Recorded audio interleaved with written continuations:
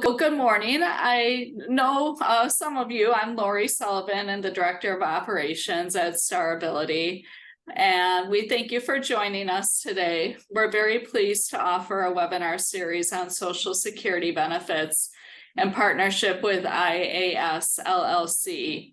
And today's webinar will focus on SSI benefits for young adults aged 18 to 22.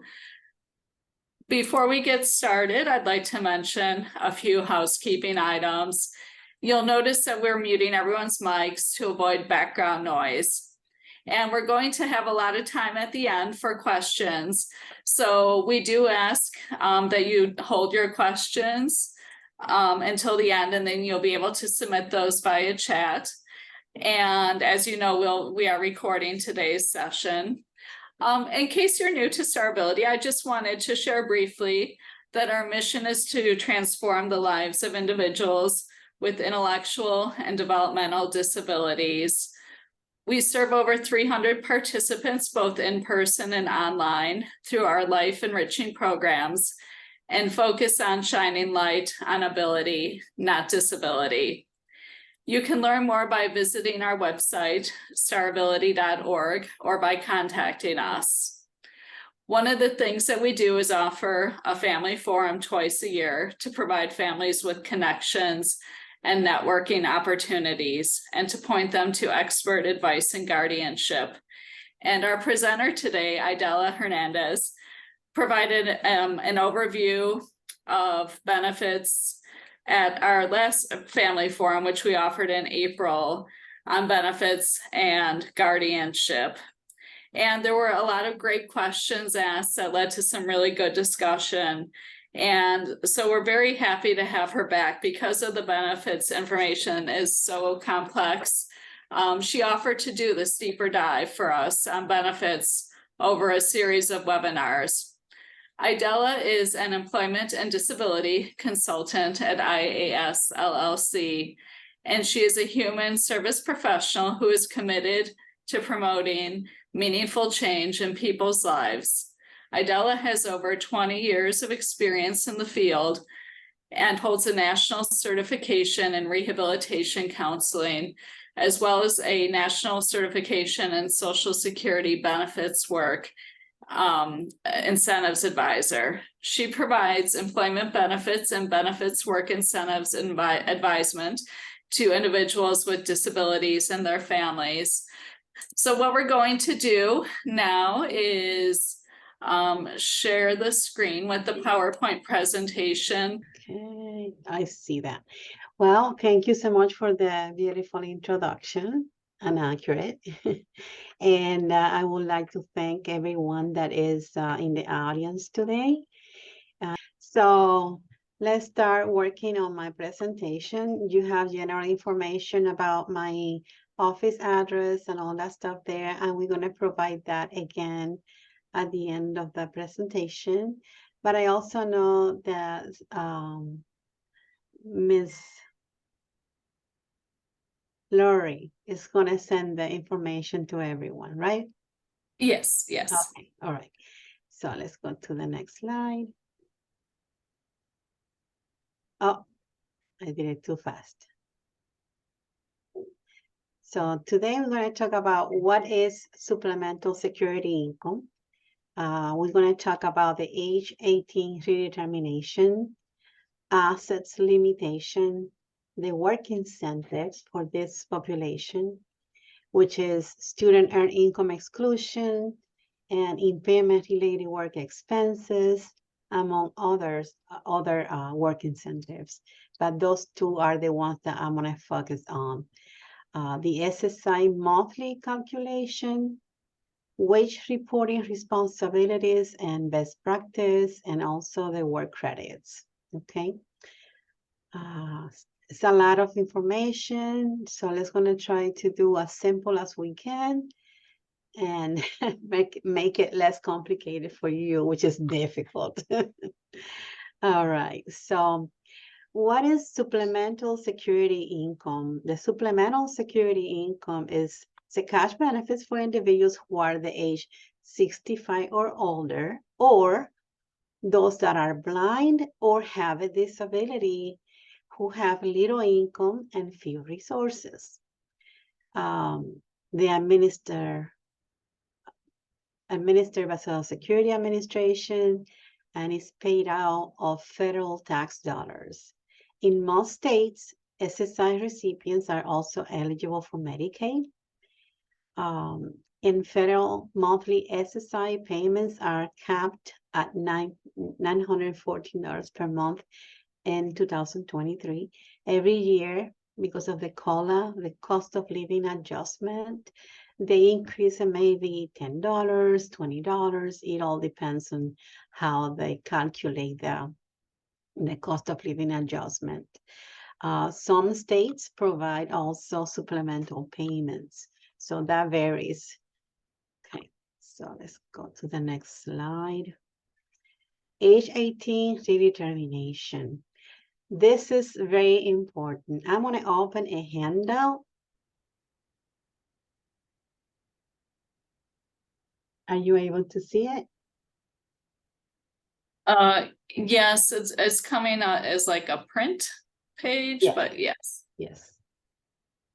Okay, I took it out. So after the student turns 18, Social Security has a new disability determination, and that is called the adult disability determination.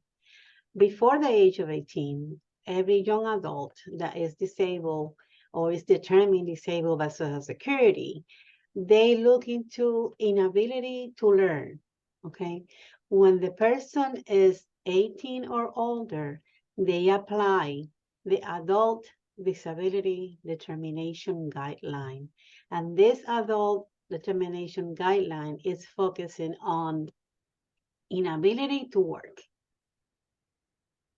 along with, other areas that they look into, but mainly inability to work.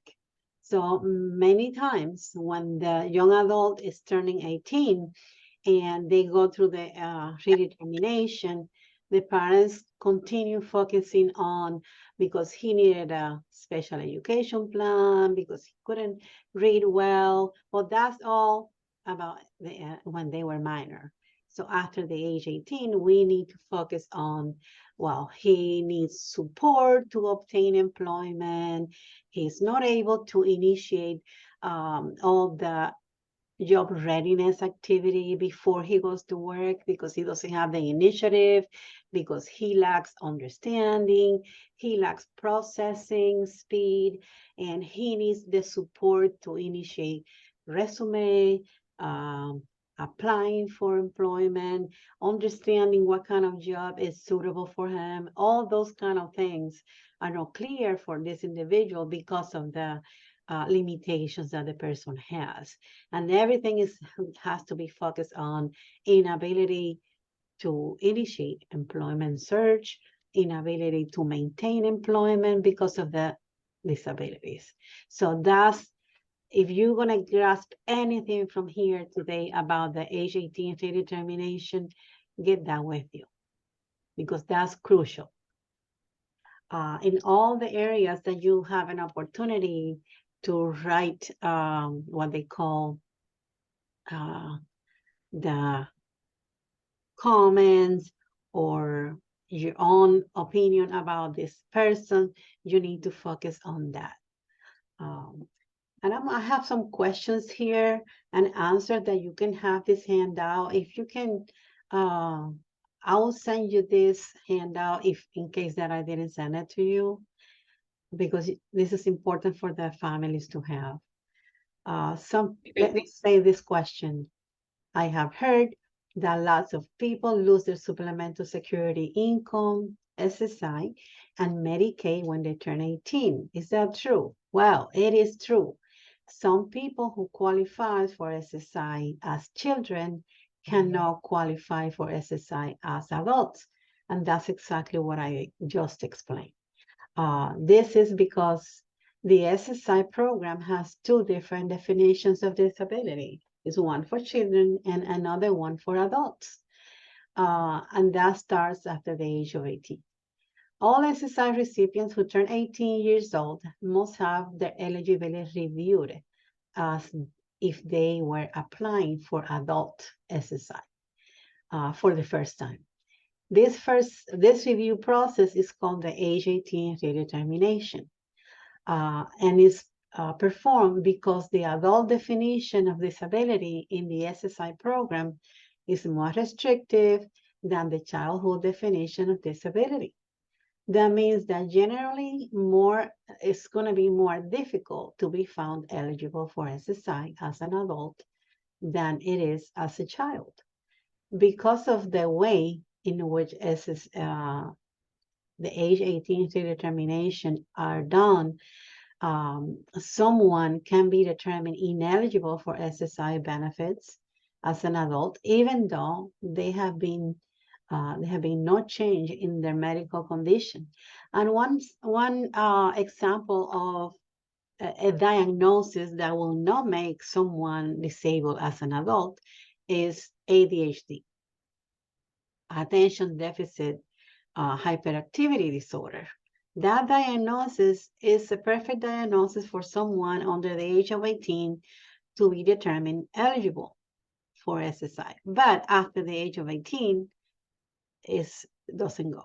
It doesn't go for SSI disability as an adult, because they believe that someone with ADHD can work. So it's not about having a diagnosis. It's about having a diagnosis that limits tremendously the ability to work. So that's an example there. I do have another question. How does the SSI age 18 redetermination process work? All childhood SSI recipients go through the age 18 redetermination process at some point after the age 18, after the 18th birthday. Usually the age 18 redetermination, which within 12 months of the 18th birthday. But it doesn't require by regulation, okay? So usually Social Security will do the review after the person turns 18, and they might extend it to 12 months. If I am the parents of someone with disabilities as a young adult, I will go to Social Security the next day that they turn 18. I will not wait 12 months, because this is what could happen. Let's assume by any chance that this person is not qualifying under the adult criteria, because they have been sending you a check for 12 months where this person should not be receiving it because it's determined ineligible. They go retroactively and say, oh, you owe us money, and then you have to pay back 1 full year of benefits that were paid to you. And that's called the overpayment. And I don't want to deal with that.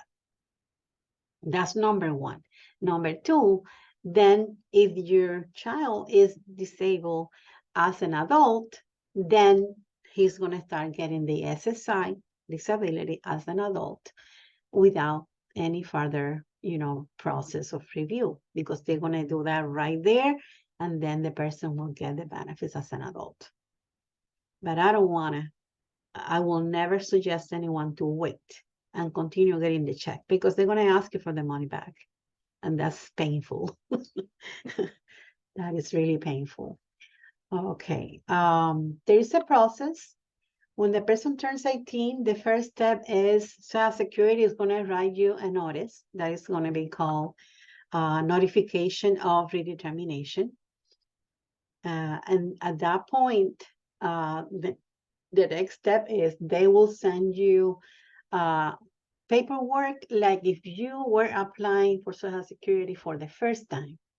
Among those questionnaires that they send you, they will send you a work activity review, a disability report for adults, a lot of documents that you need to complete, and they give you a time frame for you to turn in. And after they review all that, they will submit the decision Yeah, because this decision is being done by DDS, which is Disability Determination Services. This is an office that it is in Kentucky. So that office takes place in Kentucky, and you might get a big yellow envelope that says Department of Health from Kentucky, and you might say, what the heck is this? Well, that envelope is the questionnaire and the whole process to initiate the disability review as an adult. And you have a time frame. If you don't do it, they will just disqualify you. If you feel lost with all this paperwork and you don't know what to do and what to put in there, seek for help, because you need to do it in a timely manner. As always, if you have a situation that you cannot do it on time, just calling the number and the extension that comes in that letter and letting them know you have a situation, they will extend it. They always like you to call and take initiative, saying, I haven't been able to complete this questionnaire. I need 2 more weeks. But they want you to be specific. I need 2 more weeks, and I promise that I will turn this in within 2 weeks. They like to hear that. So that is a suggestion based on best practice that I have assisted people to do that. So they like that.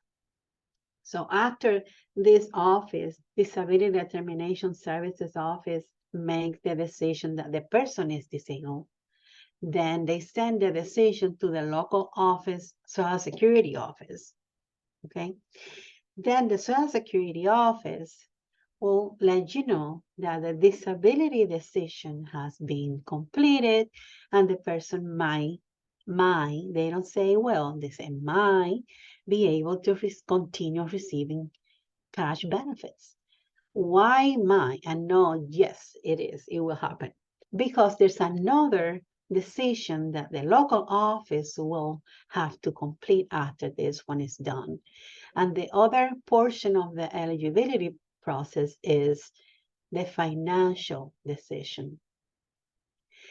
So Security is going to call you in for an interview to know everything about how that individual contributes to the household expenses. If the person doesn't contribute because the person doesn't have any money, which is the normal thing, and that's why we saw in the pool 83% of the cases receiving the reduced amount. The young adult is not working. The young adult just turned 18, is in school, is not working, and of course cannot pay the fair share of the household expenses. Because of that, then Social Security will pay the individual the reduced amount. This might blow your mind and say, but how come if he is not being able to pay because he doesn't have money, why they reduce the amount? To me, that doesn't make any sense. Okay? And I believe that for you, it doesn't make any sense neither. But I'm going to explain to you why this is happening. The supplemental security income is being funded to assist with food and shelter. Okay. However, if someone is receiving assistance to pay for housing and for food and shelter, then they assume we don't have to pay the full amount. The full amount is $914 this year.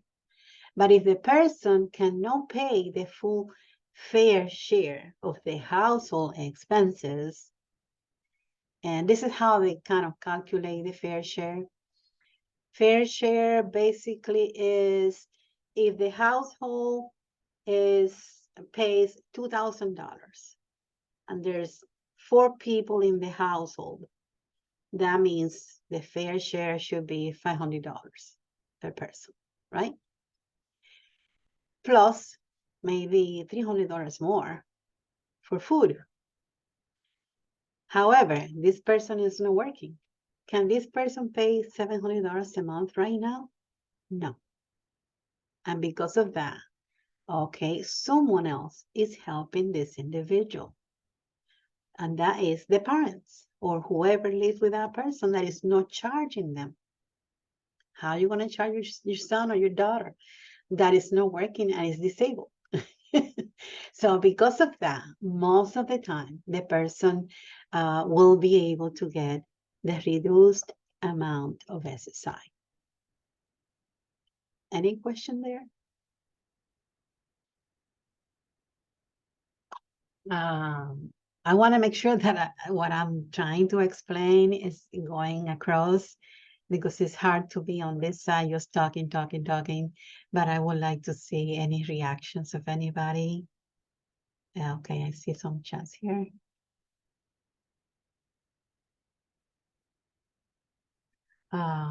What if you don't spend the money? You mean the SSI money? Can we unmute Susanna and Susan? Susie, if you would like to unmute yourself, you are welcome to do so. Oh, she wrote and said, yes, we are saving it for his future. Okay. It looks like you are unmuted now. So you are already on the disability. So we're talking about when the person is in the redetermination that they wanted to make the decision. Before they make the decision, they want to know about if the person has finances to pay the fair share.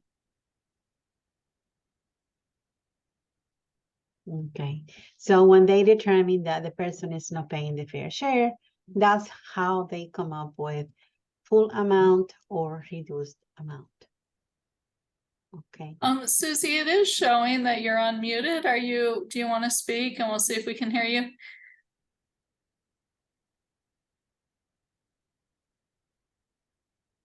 Okay, now she's muted. Okay. Okay. All right. Seems to me like her question is more inclined to I'm receiving the benefits already, or my child is receiving the benefits, but we're saving it, right? I just want to make sure here that if you're saving it and you have assets for more than $2,000, that can create a disability, ineligibility for disability, because one of the crucial things about SSI is that the person cannot have more than $2,000 of assets. Okay, so if you're saving that money, I will suggest to open ABLE account, so you can save the money under the ABLE account, because that account is protected. It's a savings protected account that doesn't, the money that you have there doesn't count as assets for SSI. So that's my suggestion. But if you save it in the regular checking or savings, that can trigger an ineligibility for SSI and Medicaid. Okay. All right. Someone is talking. Oh. I have an echo. I don't know why. Okay. So, do you hear the echo again? No. I don't hear an echo. Yeah. Okay, I hear mine. Yeah. Oh. Okay. So the next things here is the step 4, notification of the determination results. Security will send a written notice after the redetermination. If you're found eligible for SSI as an adult, if you are eligible for SSI as an adult, you will continue to receive the cash payments and the Medicaid without any gap. So the rest of the handout has some questions for you to look at it And basically what I wanted to show here today is the information about why the redetermination is done and how to focus all the paperwork on and how the process goes. Okay, there's more stuff there, but I think it's more than you need to know right now. I'm gonna stop sharing and then we continue with that. Okay. Anybody has any questions? Okay. So let's go to the next slide. Asset limitations, I already explained that in a briefly manner, but we can read this again. SSI cash payments are intended to supplement any other income an individual might already have in order to meet minimum needs for food and shelter. Because the SSI program is means tested, Social Security considers how much a person has in both income and resources when determining initial eligibility for benefits. Even after the initial eligibility for SSI, after that is established, they will continue doing this evaluation every year. And if at any point in time you go over $2,000, that will trigger a non-eligibility decision for the SSI and the associated Medicaid coverage. Okay. So let's move on to the next slide. The young adults that have SSI also are eligible for work incentives, and these are the incentives that they have determined that are best for the young adults. One is the student earned income exclusion. I love this work incentive because it is amazing. It is amazing. The impairment related work expense, we call the IRWIS or IRWI for short. And also there's another provision that is also considered a work incentive for the young adults. It's a 1619B. This one is not just for young adults. This one is for everybody. Okay. I just want you to know that the Red Book has all the information about the work incentives. And if you can open the Red Book, I'm not sure if I send it to you.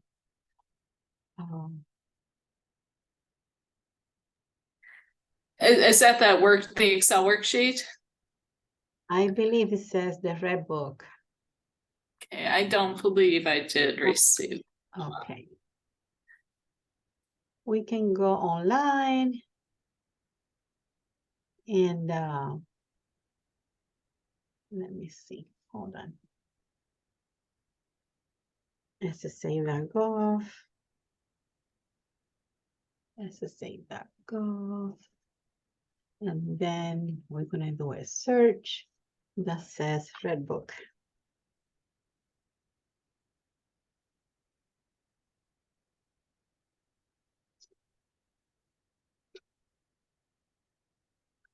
Okay. Do you want me to give you a screen share? Can you do that, please? Sure.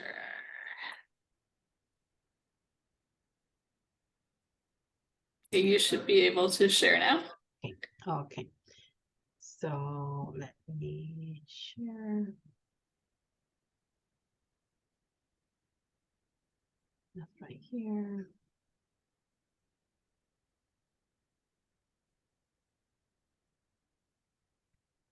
Yeah. I'm going to download this.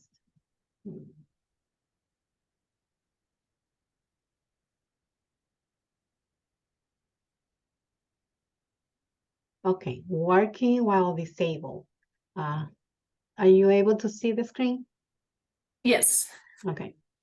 So this is the Red Book for 2023, and I want to open this a little more. Let me see. Okay. So in this handout, it's a lot of the work incentive for people that are working and disabled, and it has a lot of information. So you can definitely just do ssa.gov. And then after you get the website, you can type in the search window, you can type a red book, and it's going to show their working while disabled, how we can help. There's a lot of information here that will help the individuals in, for the supplemental security income, what are all the work incentives that are available. So I'm not going to go into details, but I just want you to have this resource with you. Okay. I'm going to close and let's continue with the with the PowerPoint.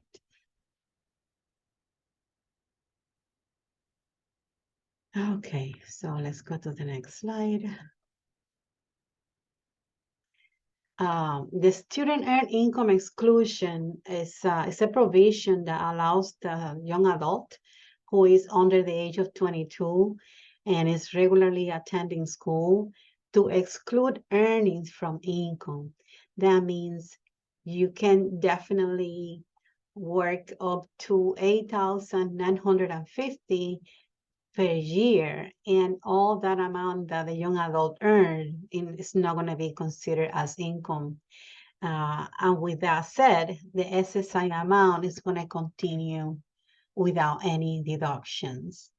Because for SSI recipients, once you start working normally for adults over the age of 22, they will deduct like every dollar, for every $2, they're going to deduct $1 of the benefits. But for young adults, they can earn up to 8,950 or maximum of 2,220 per month. But yearly, the total amount is 8,950. So that is amazing. They can have the earnings and they can also continue receiving the whatever full check they get from SSI. And this is amazing because in the meantime, they're also earning the work credits, and it's really good. Yep. I put a note here that I said, this is one of the best work incentive for the young adults receiving SSI when they work and attend school. Is the best.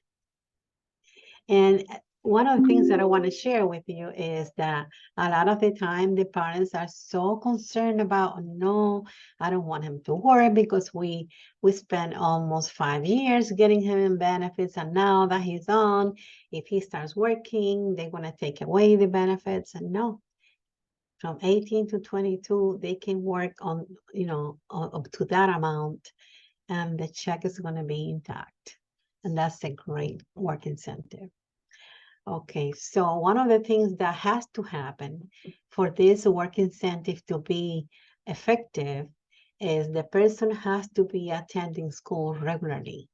And they call regularly attending school means that the person takes one or more courses of study and attends classes. For example, the person is attending college or university for at least 8 hours a week under a semester or quarter system, or the person is from 7th to 12th grade for at least 12 hours a week, or the person is receiving a training that is preparing for employment. For example, sometimes the person will go to Project Search after high school. Project Search is a program that is preparing them to get ready for employment. So if you are working on the Project Search program and you are attending school, then you can continue receiving the SSI check, plus whatever you earned. If the person is, or the student is in a homeschool situation, grades 7 to 12, for at least 12 hours per week, and in accordance with the homeschool law of the state or jurisdiction in which the student resides, also is approved for student earned income exclusion. For less time than indicated above, for reasons beyond the student's control, such as illness, it could happen as well. Okay. So for this year in 2023, I already explained that students under the age of 22, they can report 2,220 per month or no more than 8,050 per year. Okay. The purpose of this work incentive is to enable the SSI recipients to recover some of the cost of expenses incurred as a result of their disability to support their work. And how that works, deducting the cost of impairment. This is the impairment-related work expenses. Deducting the cost of impairment-related items and services from monthly gross wages decreases countable earned income and allows the SSI recipient to retain more in the SSI check. The impairment-related work expenses is pretty much an expense that the person has that is required to work and is needed because of the disability. For example, one of the most common work airway is transportation. If the person cannot have a driver's license because of the developmental disability limitation that the person is not safe driving, have to use CAT, paratransit or Lee, if it's in Lee County, Lee Tran. So the expense that you put in there for that transportation, you can report as an airway. And this is important when you do the wages report, because you're not going to just do the reporting what you earned, but also going to report what you spent. These are approved expenses. The Social Security will kind of overwrite and not looking into that at the time that they do the monthly calculation for SSI. Okay. Let me go to the next slide. The airway criteria. The expenses must be directly related to work. Individual must need item, service for work due to severe disability or mental impairments. Costs must be paid by the individual, not reimbursable by other source. Expenses must be paid in a month in which the individual is working, and the expense must be reasonable. Reasonable, I'm going to explain, I put an example so you understand how they mean by that. For example, many parents say, well, I don't use paratransit because it's not reliable. They have to wait for 2 hours to get it out of the house and 2 hours to come back. And he gets too anxious, and it's better that I provide the transportation. Okay, you can do that.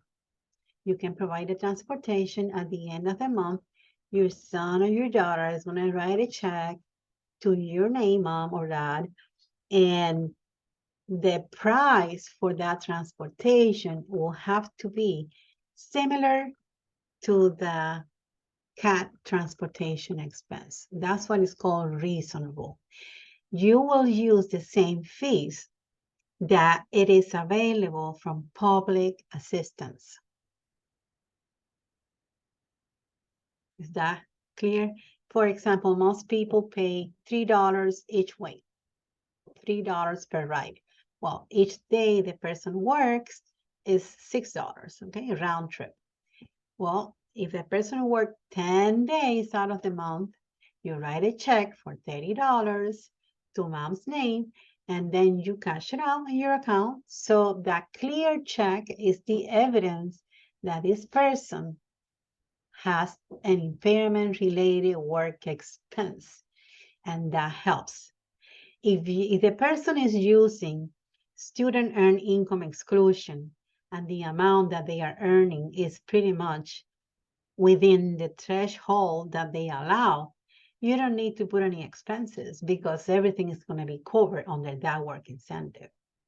But talking about other young adults that are not in school, but are just working, even though they are, under the age 22, but they're not attending school, you can also use the impairment-related work expense. Because at that point, you're not using the student earned income exclusion because you're not attending school, but then you can use impairment-related work expense because you are using transportation to go to work and you cannot drive. If the person has any co-payments for doctor's visits, for any mental health consultation or therapy or physical therapy or occupational therapy, any co-payments or deductibles, whatever you paid, that you pay out of pocket, it's not reimbursed by anybody else, you can use those expenses as well as evidence. And at the end of the month, when you report to Social Security, you will show them the pay stubs of you earned, but also the evidence of the expenses that you had, so they don't deduct so much from your SSI amount. Okay. Breathe in and breathe out. I think I put already a lot of information there. If anybody has any question, feel free.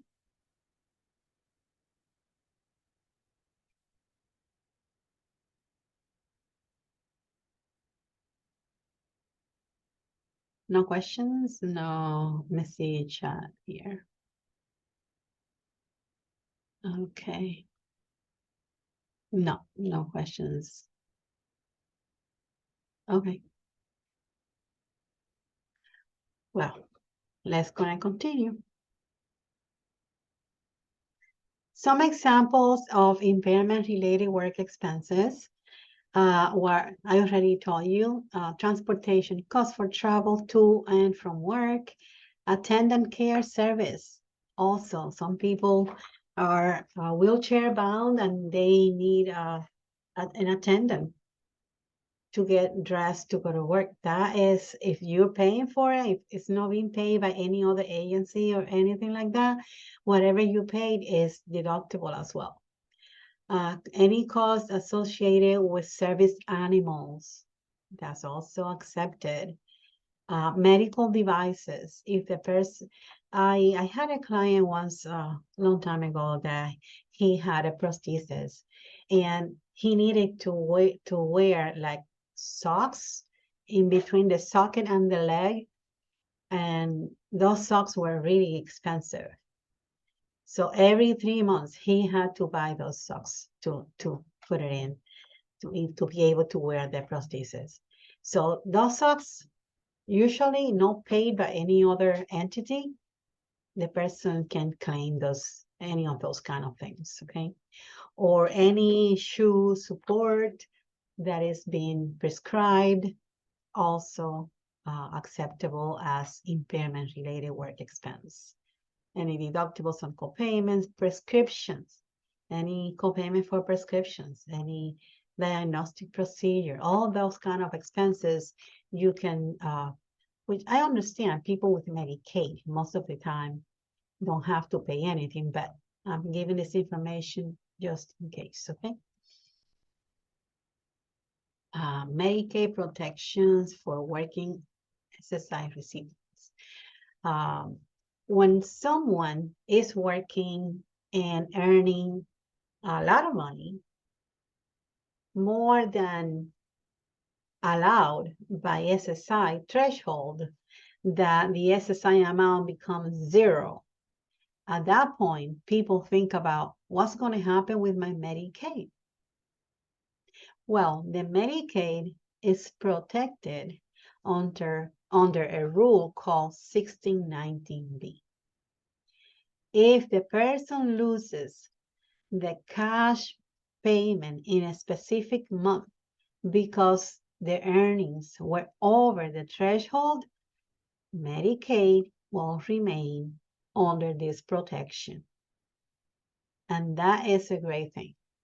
And of course, this is for people that will be able to earn, let's say, if you are receiving from SSI 609, this is how I calculate the amount that is going to get you out of payment. 609 times 2 is 1,212, 218, and then plus $65 is $1,283. If your child is earning over 1283 a month, then SSI amount is going to be 0. However, the Medicaid is protected under 1619B. Okay, so what are the conditions for someone to have a protection under this provision? The Medicaid coverage can continue while working, even if earnings alone or in combination with another income become too high for a supplemental security income cash payment. Exactly what I said. For individuals whose SSI stops due to excessive earnings, the continued Medicaid coverage is possible through the work incentive called Section 1619B. Okay. And this is very important for parents that get very scared of, they say, I don't care about the money, but the Medicaid, he cannot afford to lose it because all the benefits that is, that he receives under Medicaid, and it's medical, of course. Medical, and in many cases, people also have the Medicaid waiver, that in order for you to be able to get the funds, you have to be eligible for Medicaid. 1619B eligibility requirements. This is important. The person must still be disabled, must meet all SSI eligibility requirements, except that the person cannot get any SSI because the amount of earnings. The person must have been eligible for Medicaid and SSI for at least 1 month before becoming eligible for 1619B. Of course, if you don't have the Medicaid, you're not going to get to the benefits later on of the 1619B. The person need continued Medicaid in order to work, and that means, okay, the person is making $50,000 and Medicaid will say, no, I cannot do Medicaid for you because you're making a lot of money. Well, those kind of things also can be reviewed, because if the person requires a lot of medical care and the expenses to maintain the health to continue working exceeds what the person earns, Medicaid can develop what is called individualized or customized Medicaid threshold and make it bigger, and you will continue on Medicaid. Those are complicated things that can happen, okay? If the person earns under $37,379 a year in 2023, the person will be able to continue getting the 1619B Medicaid protection. Again, this is for people that are earning a lot of money, and most of our young adults with developmental disabilities, they don't earn that amount, most of them, but some do. The threshold amount varies from state to state, and so you don't have to worry about that. This is the one for Florida. A person's earnings are high enough to replace SSI and Medicaid benefits. So those are the kind of requirements to be able to receive the protected Medicaid, Rule 1619B. Okay, now we're gonna go over to SSI calculation. What I put here is a copy of what someone receiving the full amount, $914, and the person is working, how Social Security reported in the letter that I sent to you. This is actually being taken from a customer's letter. So if you receive this letter from Social Security because your son or your daughter is working and they are telling you about now for the following month, we have changed the SSI amount. At the end of that letter, there is this page is called the calculation sheet. And they will tell you exactly, for example, on the second section, let's gonna start with the second section that says your income other than your SSI, okay? So this is what the person earned. They said income you received in February 2023 affects your payments for April in 2023. That means whatever you earn, let's say in this month, August, is gonna reflect a change in the SSI amount that they will pay you within 2 months. Okay, so usually in this case, they put wages, the person earned $1,204.85. Then Social Security kind of deduct $20, and then again $65. Those are kind of incentives that they have. And then they're counting the $1,119.85. They divide that by 2, and when they divide that by 2, the amount is $559.93. This is the amount that they call countable wages that we count. Okay, the person earned $1,204, but Social Security will count only $559. And now let's go with this amount to the first part, your payment amount. You see here the SSI full amount, $914, and they will use the amount that they count as earnings, and they will take it away from that full amount.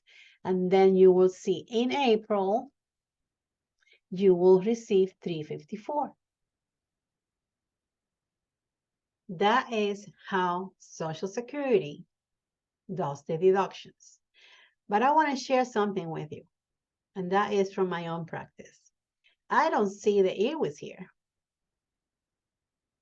I don't see that they took into consideration any expenses, right? And the reason is that Social Security they don't have the capacity to do all these monthly calculations for everybody. But they will receive all the documents that you send. And at some point, 3 months down the road, 6 months down the road, sometimes a year, they will do the IRWIS review and adjust it. Then you get an extra check out of the sudden for, I don't know, 1,000 something. And you're like, what? Oh, that is the IRWIS check because they didn't apply the deductions here. So they underpaid you because they didn't use those expenses and deduct it from the monthly calculation. So once a year, they will review all the IRWIS that you sent, and they will do a calculation and reconciliation and send you whatever they owe you. That's why the IRWIS is always the best practice to submit, because at some point you have like a little savings account there. And I love that. And I hope that it comes for Christmas. So that is really nice. Let's gonna move to the next slide. I would like to open the SSI calculation Excel sheet. Just one moment here, please. Sure. All right, can you see that? Yes. Yes. Okay. Okay. Okay, my friends. Let me see if I can. if you can see, can you move the, oh, I can move it. Perfect. I'll move it over here. Okay, if you see on the bottom of this Excel sheet, I have several scenarios, okay? This one that I have open right now says no airways. Another one that says with airways. Okay, let me continue. I cannot use it. Okay, and this, Lori, can you make it smaller and get the whole sheet out and open the whole screen more? Oh, sure. Okay. Uh, Okay, that's there perfect. we go. Perfect. Okay, so we see in this SSI monthly calculation, and that's what Social Security should do. I do this for my clients that I do that monthly benefits management. And what I do on those kind of sheets is the gross earning amount goes here. If the person has impairment related goes here. This is the total amount Social Security should count. If the person is receiving the full amount, then we deduct the countable income. And this is the estimated SSI payment for May. Okay, so if we are reporting the wages for the month of March, this calculation is going to be impact the SSI check for the month of May. And this is what I do. And the person, you know, my client or the beneficiary will have a good understanding about, okay, whatever I earn this month, this is what I will get in May.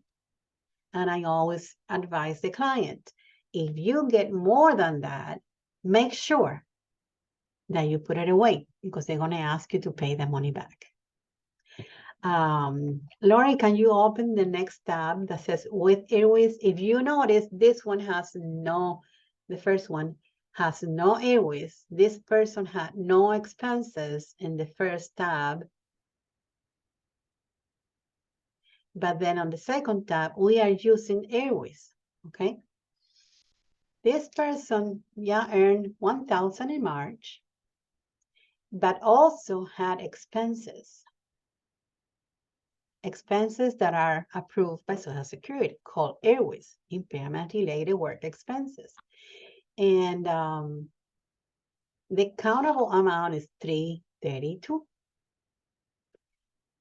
We deduct that from here, and this is what the person will get, a little more, because the airways are helping this person to get more than regular amount, okay? And these two cases that I'm showing here, the persons are receiving the full amount. But now let's go to the next tab that says no airways and reduced amount. Okay, can you, okay, good. So this individual has no expenses, also earned 1,000, but the base rate for this person is not the full amount, it's the reduced amount. Still, the person earned 1,000, but still can have 150, 150. That's good. So when someone is receiving SSI, always get ahead by working because they don't take away all the money as long as you keep it within the within the breaking even point. So you still get something. And then you don't have to deal with, as long as you have $1 payment on SSI, Medicaid also continues. But if you have no SSI payment because of the earnings are way too much, Medicaid will continue under the 1619B protection, okay? Let's go to the next tab that says with airways, reduced amount. So the previous one had no airways, and the amount was 151 something. This one is reflecting expenses, and the amount the person will receive is going to be 276. And this is pretty good. What happened is I provide this to the client, and usually the person will receive less because Social Security is not processing the expenses in a monthly basis, but they require you to send it together with the earnings. Okay. So now let's go see the next tab. That this is for a student that is working and is also attending school, and he earned $1,000, but he can use the student earned income exclusion provision, and all the amount goes there. So basically, he's going to continue receiving the full SSI amount and no deductions on his SSI, because this year he's allowed to earn up to $8,050 without deductions. Got it? Then one thing that I put here is also student earned income exclusion at a glance, if you can get that tab. I create this calculation because what I do here is I put the total amount for 2023. So this is an example of someone that earned in March 1,000, A15 April, whatever. Each month they earn this amount. So they have already used 4,500, but here have the remaining balance, so he can still earn 444.50 for the rest of the year. So I do that to help the family understand where you're at, so you can kind of manage how you use the work incentives. You don't go over the limit, and you don't jeopardize your benefits. So this is really amazing to have a monthly benefits management, so you understand where you're at, what to expect. If you're going to be asked to pay back, this is not a final thing, but it's very close to estimated, a very close estimated amount. Okay. All right, so let's go back to the PowerPoint. I hope these scenarios help to understand how to do the SSI calculations. And I started with the SSI calculation because now it comes the next part, which is the wage reporting. Social Security demands is you are obligated, that is your responsibility, to report wages. And they give you several options to do it. You can send the pay stubs by regular mail. You can also create your My SSA account and then submit the pay stubs through the online portal. However, you can also call and report the amounts over the phone or by fax. However, they don't tell you that you have to provide the invoice, the impairment-related work expenses have to be submitted together with the earnings for that month. Even though they don't do the revision monthly, but they require you to do it together. So when you submit the pay stubs over the My SSA portal, that is a failure that they have, that is a fault that they have, that they don't have a channel for you to submit the expenses. And in order to solve that problem, the best practice is to submit the whole report completely via regular mail or by fax, but submit it all together. Let's gonna go to the next slide. This is the reporting responsibilities that Social Security always put in every single letter that they send you. So some people say, but they never told me that I have to report. Well, Social Security letters always have a lot of attachments that are general information. And in one of those pages, they talk about reporting responsibilities. And they say it clear, please call this number, contact your Social Security office. You need to report when you start working, when you stopped working. You need to report your wages, if your wages increased, if the wages decreased, if you change your bank account, if you move, if anyone from your household moved out or moved in, if you get married. All these are events that trigger reporting, okay? So going to the next part. Those events, I already mentioned those to you before, but I will talk to you about, this is a little video that if you can click there, Lori, on the video, it's 3 minutes, it's really simple. You clicked on the document, the example. The video is over here. Oh, I see. Yeah, but it's okay, leave it open because we're gonna work on it.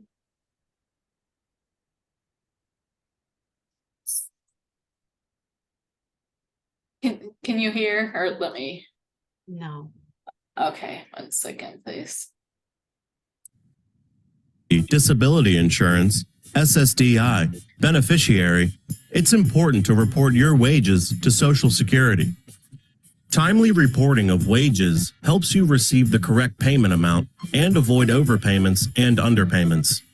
We have several automated or electronic options for wage reporting. The toll-free SSI telephone wage reporting system, the SSA mobile wage reporting application that you can download on Apple or Android mobile devices, and the wage reporting option in your personal My Social Security account. These options can save you time and help you report important wage information to us without the need to call, visit, or write your local Social Security office. Only certain individuals can report monthly wages using these options, and one option may be better for you to use than another, depending on your situation. You can report wages if you are working and receiving SSI or SSDI, the working spouse or parent of a person receiving SSI if you live with the person, the representative payee for one or more people receiving SSDI or SSI, or the sponsor of a person receiving SSI.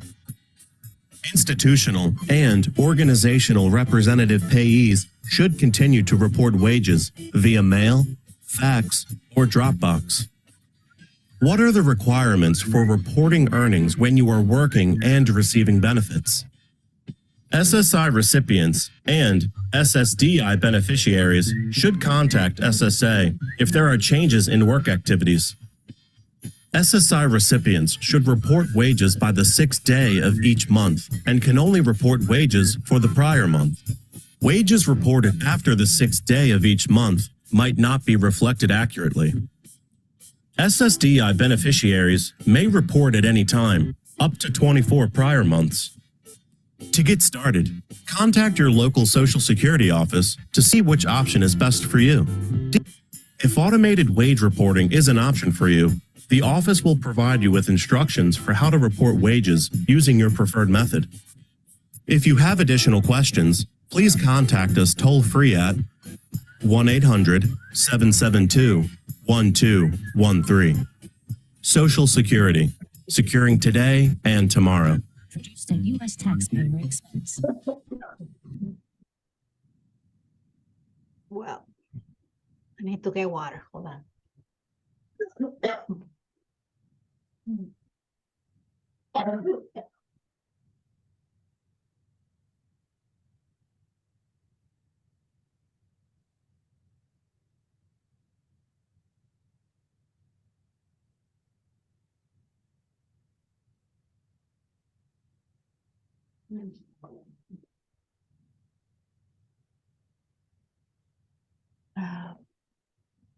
I don't know what happened.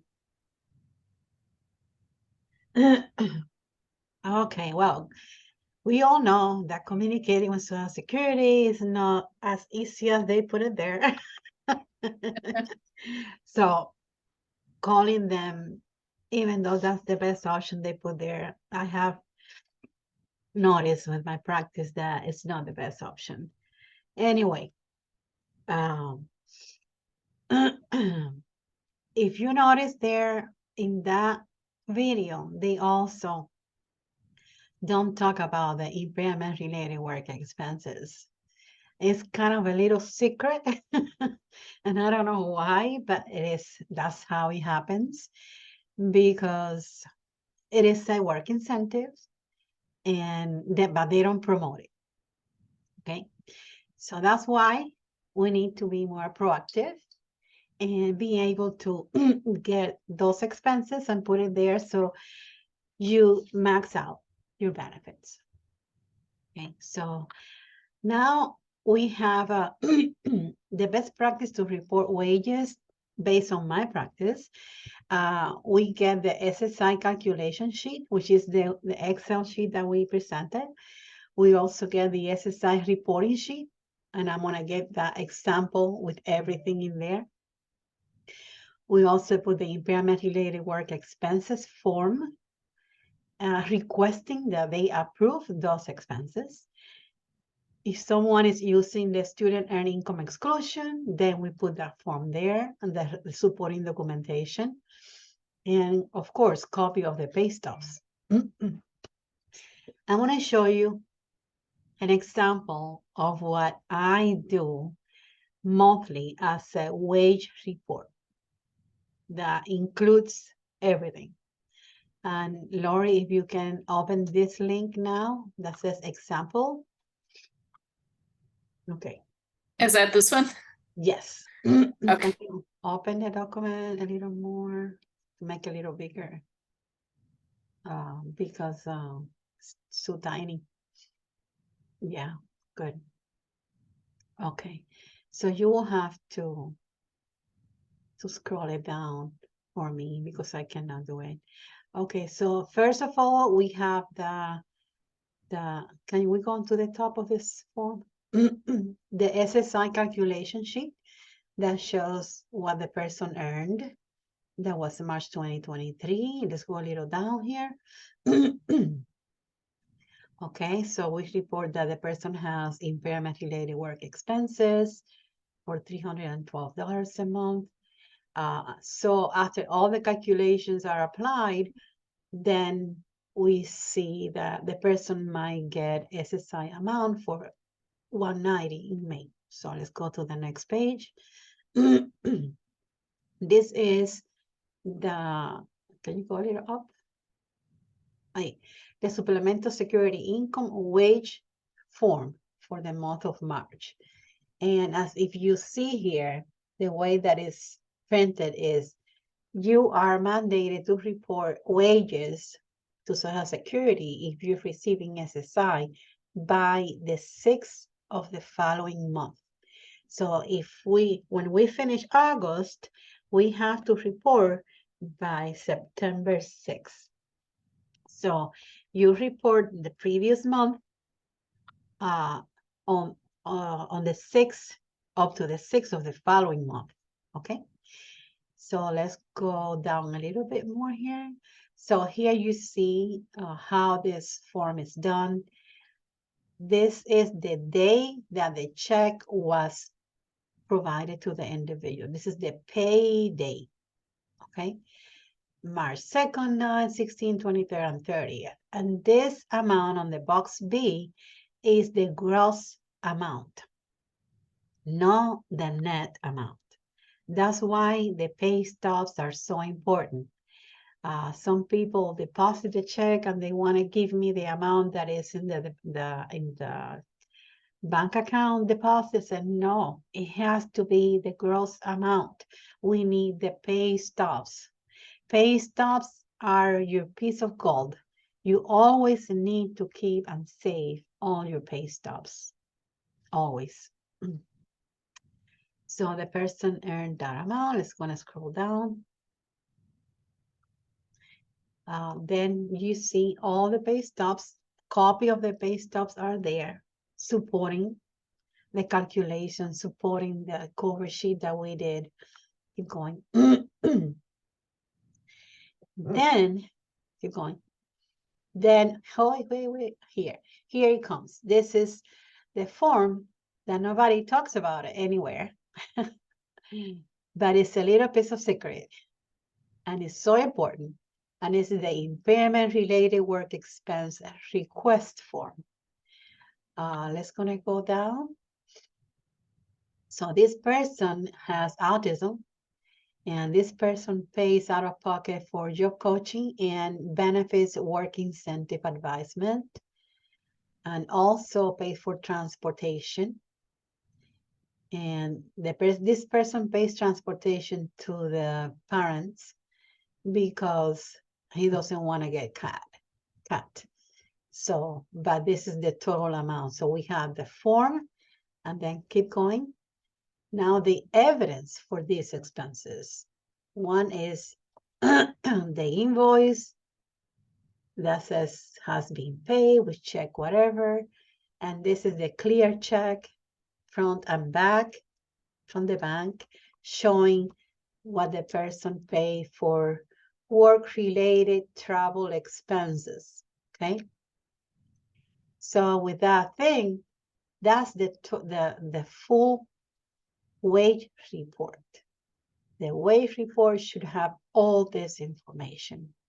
And you send it to Social Security like that, and they will handle all the information, and they will send you a letter saying thank you for reporting your wages, and they will list in the letter the information that you sent, the employer, the month, and the amount. And that's a double. It's important that you keep those letters because you might be surprised. 6 months, a year later, they might ask you again because, oh, they want to have your wages for this particular month that you already submitted, and they send you a letter. So what I do, I get that letter that they sent saying that they received it, and I send it back to them. It's very often that you send the information and they continue asking for the same thing. So it's very important that when you send this information to Social Security, that you keep a copy for you and create a binder and have every month on top of the next one, on top of the next one, on top of the next one, and create a binder per year. So if they ask you 3 years down the road that they want you to bring earnings record from 3 years ago, then you have your binders. And you go to Social Security office with your binders and just, okay, make copy and give it to me. You always keep it. This is your benefits Bible kind of. All right, so we can close this now. I hope this helps.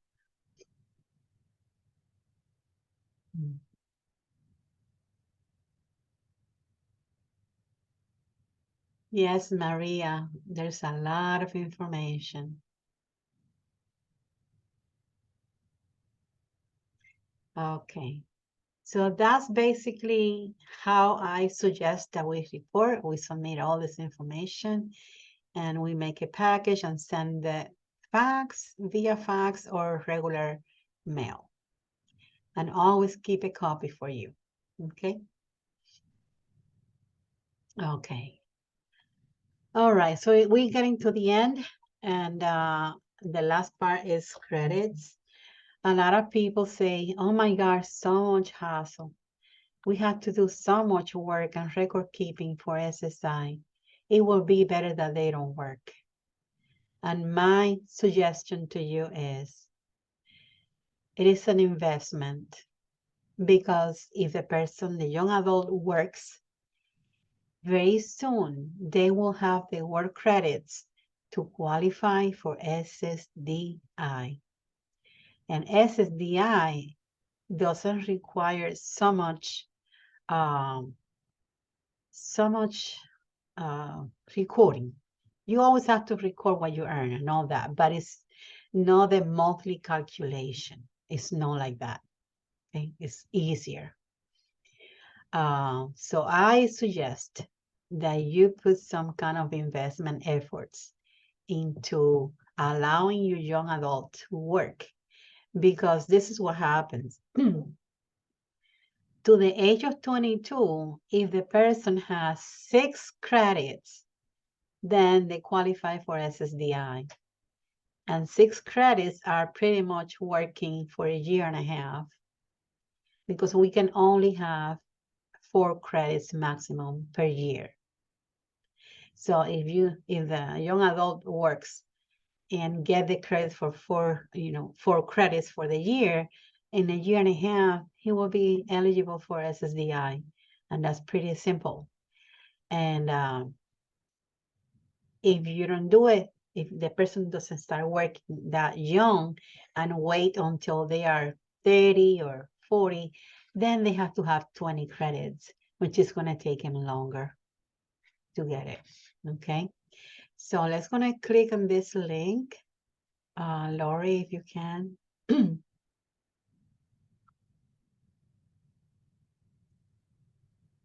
Okay, this is a handout about how to earn credits. If you can scroll down for me a little bit. Little more. Okay, in 2023, you receive 1 credit for each $1,640 that you earn. So as you see, in order to get the 4 credits for the year, you need to earn 6,560 a year. And that's pretty easy to earn. If you notice, when we were talking about the student earned income exclusion, the total amount for the year is about 8,000 something, right? It's way more than 6,560. If they can work at least to do the 4 credits for the year, we're golden. Your son or your daughter is going to be getting the 6 credits pretty soon. And that's why it's really important to go through the hassle, because getting SSDI also allows you to have Medicare. Okay, so that they can have Medicare and Medicaid. Usually when they get SSDI at this young age, because SSDI is not going to be such a big amount, it's going to be some money that qualifies the person to get SSI, SSDI, and then Medicaid and Medicare, which is better. Okay, so you can read this handout on your own time, but basically that's what I wanted you to see. That's my whole presentation for today.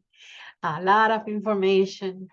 I hope that you guys took notes, and if you have any questions, feel free to ask questions now.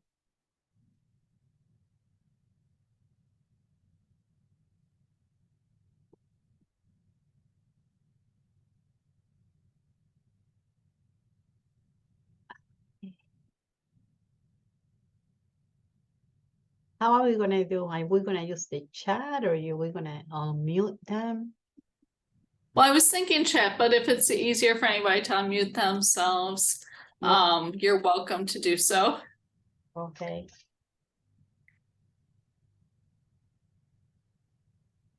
And people can follow up with you directly, right? If they have some individual, like more complex questions too. Yes. Okay, if we don't have questions here, that means 2 things. Or I talk too much and I let you guys worse than you started. Or hopefully, I provide some clarification and some questions that you might have. And I will stay on the line. You can call me at my cell, which is in the next slide. Okay. Okay, hold on. Before I go to the questions, this is the next upcoming webinar sessions, right? Yes. If you want to talk about it. Sure.